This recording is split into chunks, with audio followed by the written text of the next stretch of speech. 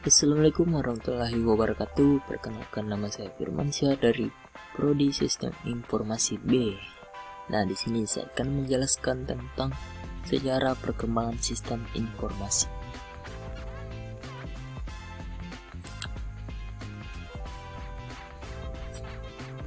Nah, perkembangan sistem informasi sendiri itu manusia sudah mulai mempertukarkan informasi sejak dahulu kala, sekitar 3000 tahun sebelum Masehi, atau jika dihitung sudah lebih dari 5000 tahun yang lalu. Nah, cara mempertukarkan informasi itu adalah dengan menuliskannya pada sebuah batu atau kayu, papirus atau tanah liat dan lain sebagainya. Nah, awal sejarah perkembangan sistem informasi itu dimulai dari sini. Tanpa langkah yang dilakukan oleh manusia kuno ini, tidak akan ada perangkat teknologi canggih seperti komputer dan telepon seluler sekarang ini. Nah, pada perkembangan sistem informasi itu terbagi dalam 4 tahap periode. Nah, pada periode pertama itu namanya itu yaitu pra-mekanik.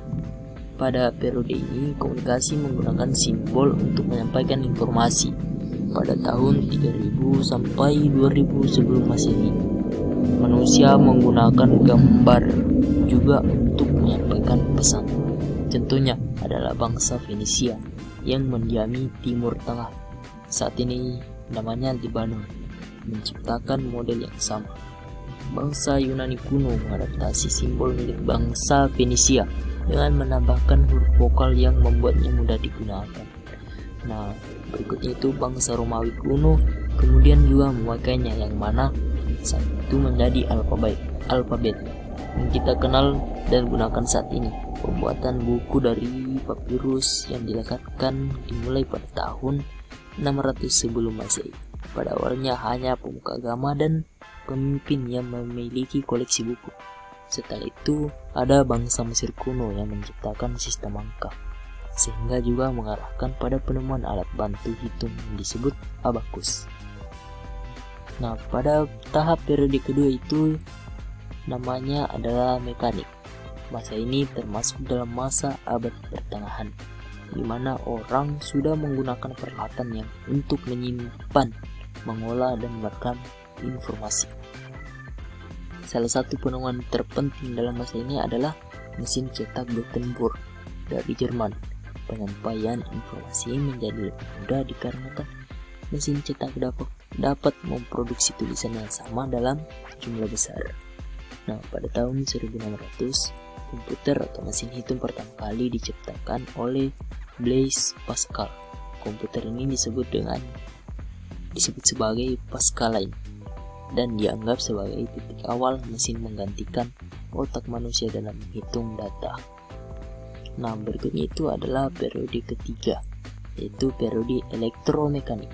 Pada masa ini, penggunaan listrik untuk memberikan energi untuk menjalankan penemuan mesin sesudah Pascaline terus ditemukan. Nah, pada periode ini pula diciptakan telepon dan kode Morse untuk digunakan komunikasi jarak jauh secara langsung. Kemudian diperkenalkan komputer pertama yang digunakan untuk menyimpan program dan data pada awal 1948. Komputer tersebut adalah Dabble's Manchester Mark I. Komputer ini adalah awal penemuan teknologi selanjutnya yang sekarang menjadi komputer, laptop, tablet, dan smartphone. Nah, berikutnya itu adalah periode tahap keempat, yaitu periode elektronik. Nah, Jan Horny mengembangkan transistor planar pada tahun 1957. Alat ini dapat mengintegrasikan semua sirkuit yang diciptakan tahun-tahun sebelumnya.